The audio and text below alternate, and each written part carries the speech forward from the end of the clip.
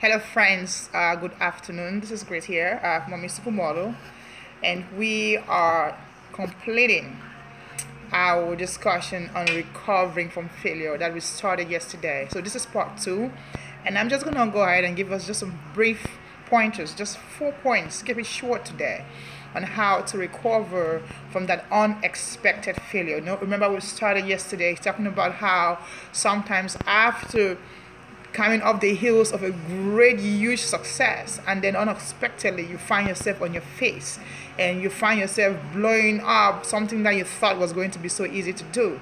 So how do you recover from that to make sure that obviously you do not repeat that mistake again? So I'm going to go straight into it. Yesterday our inspiration for our scripture inspiration was from Joshua chapter 7 and 8, where we're talking about the story of Achan, who had coveted the accursed thing that God had told them not to do, not to take, when they had gone into to take over the men of Ai to go into battle. So he did that, and then he brought curse on them, and so they lost the battle. And so now we find Joshua, their leader, trying to find out what happened so he could make things right. So it's the same thing with us. We want to find out what happened, what caused the defeat, so we can make things right. And point number 1 for us is exactly that. We will have to do a thorough investigation. We want to look keenly into what happened. We want to have a good review. And it is very important that even before we start the investigation, we have to go in with the mindset that we are willing to accept the results of the investigation. We are willing to accept the results of the review. So we cannot be biased. We have to decide right up front, beforehand, before we even start, to say whatever comes out, I am willing to follow. It's like a criminal investigation. You follow where the evidence leads. If the evidence leads that this is what caused the failure, this is what caused the defeat, I have to follow it.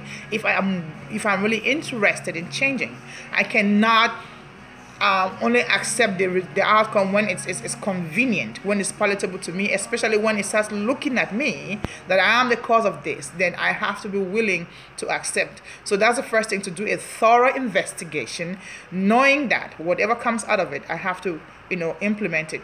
We see this with corporations all the time. They commission a study. Okay, so they bring in consultants, and consultants come and study, and they, at the end of it, after having charged them a lot of money, they present a report and recommendations on what the corporation needs to do to turn things around. But because it's difficult, the recommendations are things that they're uncomfortable. They don't want to do it, and so they throw the report aside and nothing changes. And so we don't want to do that. We want to make progress. We want to move forward. That is why when we make a mistake, when we fall, when we have this kind of defeat, and the first thing to do is to find out what happened and be willing to implement the suggestions, the recommendations, the good ideas that come at the end of that report, at the end of the post-mortem. And we'll find out, okay, this is what happened, and how do we turn things around? We should be willing to implement it. That's my first point. So go in, Punella, go in knowing that I am committed to implementing the results no matter what. It is very funny. Take even your health. So you go to the doctor, and the doctor tells you that the way you're living is not correct, and so you're sick. They give you medication. They give you a good prescription, but he also asks you, make sure you reduce stress. Check your diet. Make sure you exercise. Make sure they recommend other things that you ought to do. If you're really interested in getting better, you have to listen to your doctor. You have to take your prescription. You have to go ahead and change your lifestyle. If you do not do that, not only will you not feel better, chances are you will get worse. You're only imperiling your own health if you do not listen. The same thing is true in your business. It's true in your career. If you do not take the recommendations, you will only find yourself in a deeper hole as time goes on. Ignoring the evidence, ignoring the solution is not going to help you. We have to be very decisive, and that is my next point. As a leader, and by the way, it doesn't matter if at your job you don't manage people. You are a leader of one, at least, of yourself. So you have to lead, and you have to be decisive in implementing recommendations, solutions that will help you. It is, don't dilly-dally. Don't waste your time trying to rationalize things away. If you know that something will help you, do it right away. The sooner you start doing it, the better. We all know this. The sooner you take on the bull by its horns and say, you know what? I know it might be painful, but the results that I desire require that I do this. And I want those results. I don't just want to wish for them. I don't just want to wish my problems away. I want to have the outcome that I want. And it means that I have to be decisive. I have to be quick. I have to go into plan right away when I know the right thing to do. Okay, and the third point I want to make is that of standards. We have to have very high standards. And standards, my friends, the best standards are the one that was once was set for ourselves. Because why? We are the ones who truly know our own goals, our own desires, what we truly want. But much more importantly, we are the ones who are going to execute those standards, who are going to have to meet them. So we have to be fully committed. And which means that the plan, the standard that I have the most buy into will be the one that I set up. If you pressed it on me, if you forced it upon me, I might not do it very well. But when I decide on my own standards, and friends, the best standard to set is so high a bar that whatever the world throws at you is going to be minimal compared to what you've already placed on yourself. And the best champions, if you look at people that we admire who are successful in what they do, they always have a higher standard compared to everybody else around them. It's as if everyone is training to jump a 50-foot pole, and they go ahead and make theirs 200. That is how much of a pressure, that is how much of a standard, a standard of excellence that they have set for themselves. So which means that if I'm going for 200, there is no competition that you are bringing at me that is going to intimidate me. There is nothing that you can bring at me that is going to make me back down, because I have already decided to fly way higher than you are even going. I'm not going to tell you that, but in my mind, that is what I am preparing for. And so if I'm willing to set personally, to put that burden on myself willingly, voluntarily, then chances are I'll be more successful than someone who not only has a lower standard, but who is only accepting standards that other people place on them. So we have to be willing to put on ourselves the burdens of excellence to get us the results that we want. We have to be willing to work for it. We have to be willing to have a high vision. And speaking about vision, that takes me to my next point. In this story, in this passage, we see that Achan, he said the main reason why he made a mistake. Hello guys, thank you for joining us. The main reason why he made a mistake was because he coveted. Achan had a limited short-term view. He was so foolish, it's embarrassing. Look at what he took. He took a little clothing, 200 shekels of silver, and 50 shekels of gold. And it cost him not just his life, but the life of his children, of his entire household, and his cattle. In fact, they wiped out that household as if it never existed. They were erased from the tribe, from the nation of Israel. That was the punishment. It was accursed. And so he had to be swept away like any accursed thing. All because he coveted. He couldn't wait, not knowing that God had meant for them to have these things anyway. God had meant for them to have these things anyway. My friends, I'm just going to go ahead and talk about one thing now. Our character is so important. We cannot go higher than our character. Character is not something that we do for somebody else. It's for ourselves, because we will live or die, stand or fall based on our character. Character is not something that someone trips us up. It is not a trick. It's not a trap. It is not something that you say, oh, they set a trap for me. They can say whatever trap for you. If your character is firm, if your character is honorable, if you are an upright person, it doesn't matter what trap they set for you. David said, whatsoever trap that is set for me, may their own foot be caught, whilst I escape safely. Why would I escape safely? Because it is not me. You're not going to get me that way. No, that's not me. That is you. Your mind is one that is base, and so you think that someone can be entrapped in that manner. But someone who has a wise, honorable character will not fall for that. Many men went into battle. Why is it that only Achan did that? They all saw those things. They saw the gold and the silver and the clothing. Why did he fall for it? he was of a baser character. He had no values. He coveted so little things, and it cost him not just a big thing, it cost him everything. And my friends, I just want to take a little bit time to talk about traitors. If you are in any place of leadership, you have to watch out for saboteurs and traitors. Those people who undermine your work, they are dangerous and they are not to be negotiated with. The only solution to those people is to surgically excise them, cut them off.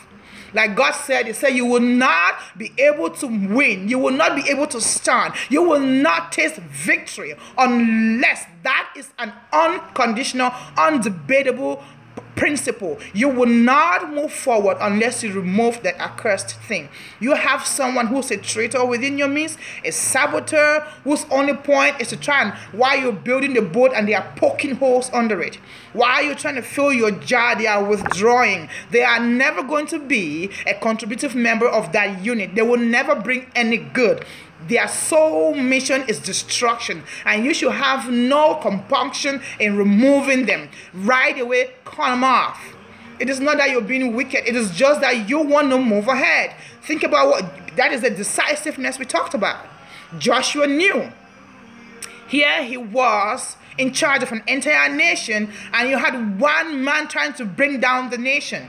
They were surrounded by enemies, and now they have enemies within, one of their own. He said, no, we have to implement the punishment. It is not because we hate you, it's because we love everybody. One man must not be allowed to bring down the entire mission, the entire tribe or nation. That is unacceptable. That is suicide, which means that if you find that accursed person, if you find that the source of that strife and contention, the main thing, the first thing a wise leader should do is to cut it off. It's like surgery. You go in with your tools and extricate that cancer, remove it before it metastasizes to everything and affects everything and pollutes and destroys everything. The more you have pity on it, the more you cuddle it, the more you tolerate it, the more it's going to spread.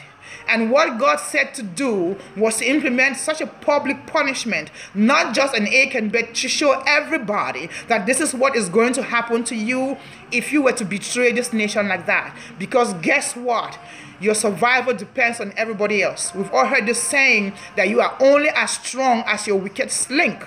If you come in here and you have no loyalty to this nation, no loyalty to maybe this business, this corporation, this family, we do not owe you any loyalty either.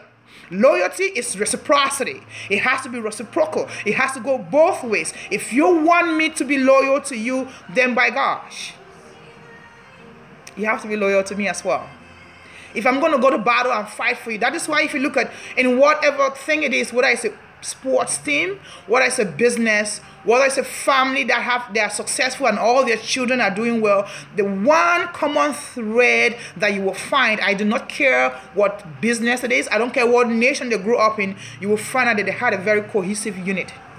They were there for each other. It was a team. Together we'll go far, much more further if we try to do it ourselves. Which means that if you have somebody within who is trying to undermine what you're doing, he is trying to kill all of you. And so you have to deal severely with that kind of character. You cannot allow it to continue. You cannot allow it to thrive and maybe even infect other parts of your business, other parts of your goals, whatever it is you're trying to accomplish. And I'm going to say my last point, and the last point is strategy. We have to have strategy on how to win. So we've made a mistake, there's been a failure. How do we bounce back from this and make sure that we taste victory the next time? Now, a little demarcation, a little different. Strategy is different from plan. Planning is really a guidelines, something that you've outlined, concrete directions on how to go from A to B. Like, I want to accomplish this. This is a step-by-step process. So planning is more of a process. It has a more concrete and longer term view. These plans are less flexible than strategy. Strategy is where your flexibility comes in. Strategy is where you have your creativity, and strategy is where you take from your past history and learn from it and go forward. And we're going to see in this passage right here that is exactly what the Israelites did. So as they went to find out what happened, and then now they flipped the game on the men of Ai. So they knew that the men of Ai had already defeated them, and so they were coming to them at the next battle with that mindset of superiority, with that conqueror mindset that, oh, we already whooped you once, we're going to whoop you again, and you fled from us, so you're going to flee again from us this time. And so what they did, they let the men of Ai believe that they had the upper hand this time. So they played into that. And I want to encourage us with that sometimes. Sometimes you want to do something, or you go somewhere and people write you off automatically. They don't give you a shot. Like, they underestimate you. Sometimes you should play with that. Go along with it. Let them believe that, in fact, they do have the upper hand. There is no point arguing with them. That is an advantage for you. They're going to come in there cocky. They're not going to prepare very well. They're going to assume things about you. Let them go on and assume. But use it to your advantage. Use the assumptions they have about you. Use the wrong information that they have about you. Play along. Let them believe that, in fact, that is true. And then at the very last minute, you whip out your card, and then you get the victory that you want. And that is exactly what the Israelites did. They led the men of Ai to believe that, in fact, we're going to run away from you when you come at us. And so when the men of Ai talked, the Israelites started fleeing again. They started running, and then the men of Ai were very confident. They're like, oh yeah, this is part 2, a redux of last time. We're gonna, you're running away, and we're gonna chase you like we did last time. And as they chased them, they didn't know that Joshua had other armies that had ambushed them from behind. So as the men of Israel, the Israelites fled, and the Ai men were chasing them, the other group of army that Joshua had stashed on the other corner of the hill, they came out and went into the city and burnt everything down. And so by the time the men of Ai realized, when they turned back, they found that their town was in flames, and they were sandwiched between two powerful arms of the Israelite army. They were deadlocked in. So you had this army that was pretending to flee. Now they turned around and started chasing them. And then where did they run to? They're running back this way to their town. Their town was already in flames, and there was another army right there waiting for them. And this was an excellent strategy that God himself gave Joshua. And it worked so superbly well because they used the assumption of what the man of Ai thought. If you think I'm weak, I'm going to let you think I'm weak. And then I'm going to play that. Let it be a strength for me. If you think I'm foolish, I'm stupid, if you think I'm ignorant about certain things, I'm going to let you think that way, and then get information that I need, and then use it as a whip to whip you. So we have to have very good strategy. Strategy is indispensable if we want to get success, if we want to rebound from a defeat. And so, my friends, that is where we're going to end today. Just in conclusion, I'm going to talk about patience too.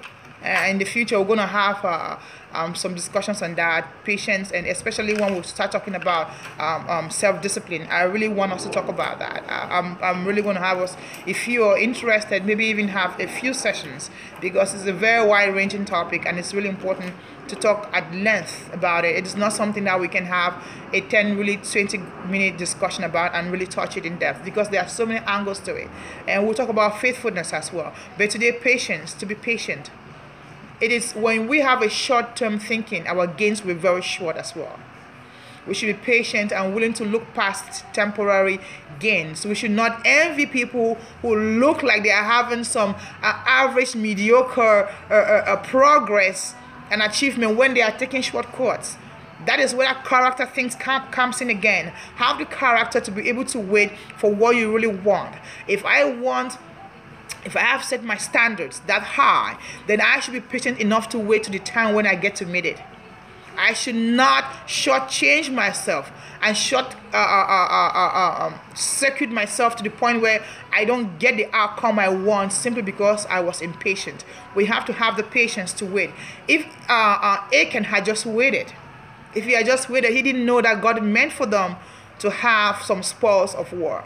He went and took something so little, it cost him everything. And then after he's gone, the people who were left, they got the spoils of war, they got livestock and other things from that place that they conquered. So what was the rush? Why did he rush? Because all he could see, that small-minded, coveting mind, he could only see for the short term. He can't begin to, his mind is so limited, it can't tell him that there's a possibility that tomorrow might be better. So all he can see is grab this little one right now and hold it for dear life, and it cost him his dear life. Coveting comes from a very small mind. It comes from a cheap mind. In fact, it comes from a weak mind that can't see grand things, that doesn't have big visions, and so you only get that tiny little inch of what it can see. You know, if he had just thought that, I mean, look at all these places we are conquering, and look at what the promise of God is for us, maybe I want to wait for that, he would have been very happy. Anytime you see someone, and I call it self-cheating, you're cheating yourself, because God doesn't cheat us. You are the one who wrote your name out of the book of the beneficiaries. You are the one who took yourself out. Nobody sent you out. You did that all to yourself. There comes character again. You did that. If you had just waited, if you had just conducted yourself the way it was expected of you, if you had just behaved well like the other gentlemen like you, your family will still be here. You will still be here, and you would have prospered. But all you could see was that little, and you wanted it so badly, and you're willing to pay much more for it. And that is what happens anytime we try to take a shortcut.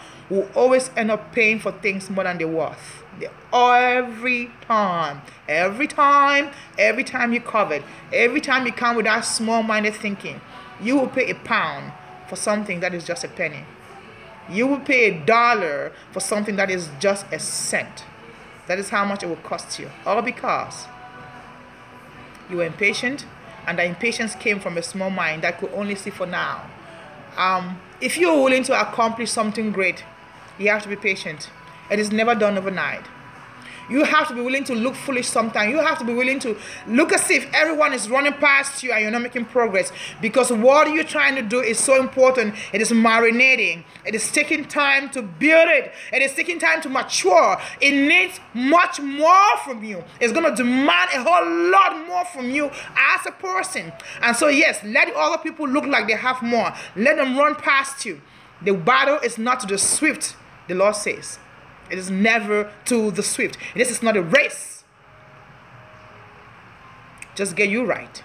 Get you right, and you will get what you want. So in conclusion, my friends, to remember to do a thorough investigation to find out what went wrong, to be decisive in the implementation of the outcome after we've done a post-mortem, after we've found out what happened and we have our recommendations. We should not drag our feet when it comes to implementing them.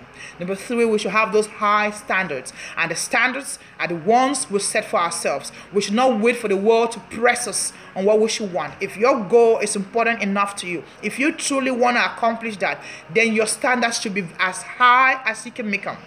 Higher. Don't compare with what other people are doing. Set the very, very high standards for yourself, because the ones you set, the standard you set, chances are, very high chance, that is the one you're going to implement, the one you place on yourself. So know what you're placing on yourself. Don't be don't go too easy on yourself either. Don't make it too easy for yourself, because you will fail. Set yourself such a high standard that it will enable you, as you try to reach it, then you will grow and improve and get to where you need to be. And finally, to get that good strategy, which also includes learning from our mistakes, so I wouldn't repeat them again. The past history that will help us modify what we do today, so the outcome will be better than the one we had yesterday. Ladies and gentlemen, I thank you so much for your presence. God bless you. And please join me tomorrow again as we continue on a different topic. I'll be here. I pray that you are. God bless you. Bye for now.